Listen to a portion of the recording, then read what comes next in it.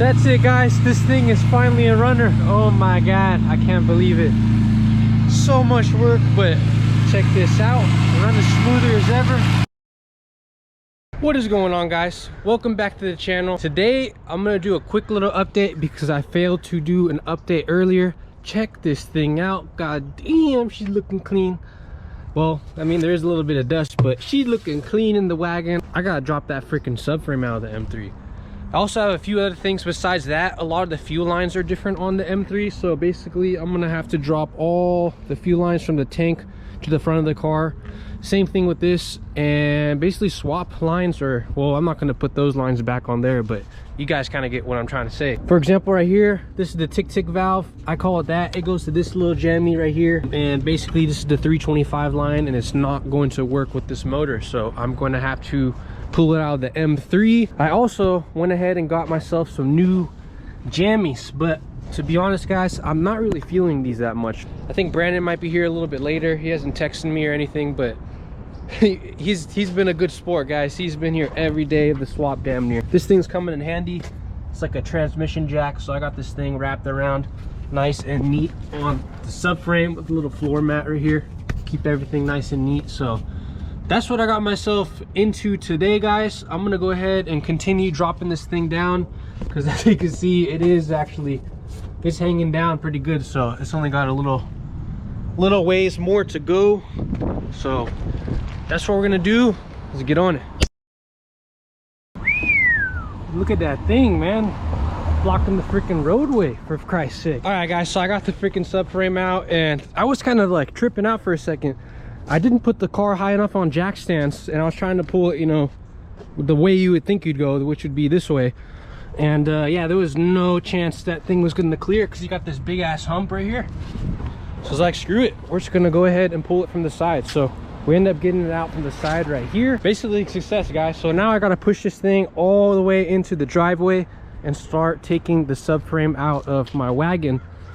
And on top of that, I'm gonna have to bolt the wagon subframe into the M3 so I can keep the M3 a roller. So it's just a whole lot of work, which I really don't want to do, but I mean, it's got to be done. I started the project, so got to get it done. So all right, maybe I should have filmed a little more, but check this out, guys.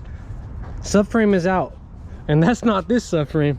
That's the subframe from the freaking wagon. I just got the subframe out of this thing. The M3 subframe is laying right here, ready to be bolted onto the wagon.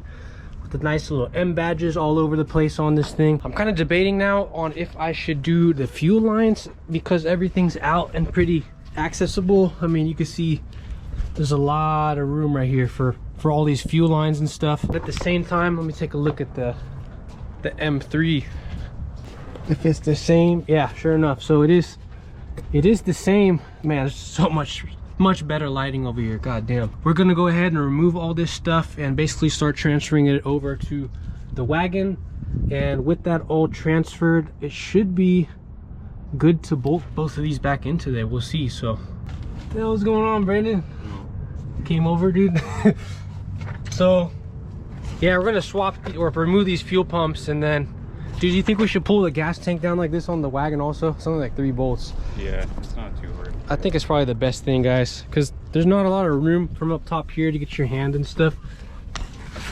We got both holes, peepholes open, so I think that's probably the best route. So we're gonna go ahead and remove these fuel pumps out, do the same thing for the wagon, and bolt 2 subframes in.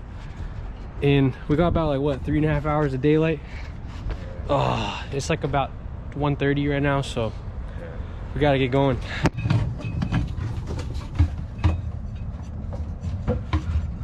So I picked up these things from Powerflex, and they're kind of cool. So you end up reusing your stock bushing. These things are super expensive from BMW. They don't go bad too often. In fact, this one has 0 cracks in it, so I could basically say that's good.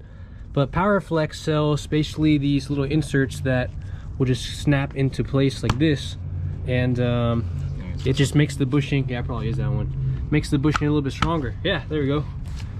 That was easy. Like Legos. Oh, that one might have a little bit of junk in there. Oh, I see how it goes, like that. So yeah, pretty nifty little idea they had, guys. So I wanted to give them a shot. FCP Euro was selling them, so I picked them up, and that's it. So this thing just about ready to go in now. Put the last 2 inserts in because they're already on this side, and we're good.